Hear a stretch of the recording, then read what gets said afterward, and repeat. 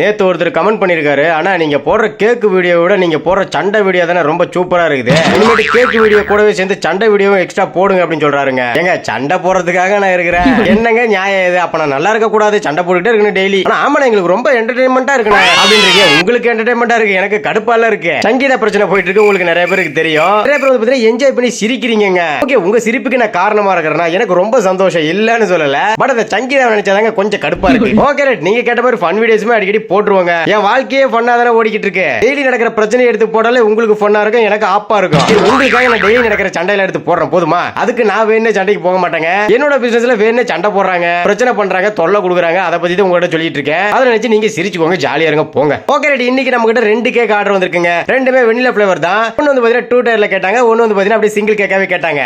Okay guys, நாங்க செய்ற cake வீடியோஸ்ல கண்டிப்பா உங்களுக்கு பிடிக்கும்னு நினைச்சீங்கன்னா மறக்காம இந்த வீடியோக்கு ஒரு லைக் தட்டி விட்டுருங்க. ஓகே, இதே போல சூப்பரான வீடியோல டெய்லியுமே சந்திக்கலாம். பை.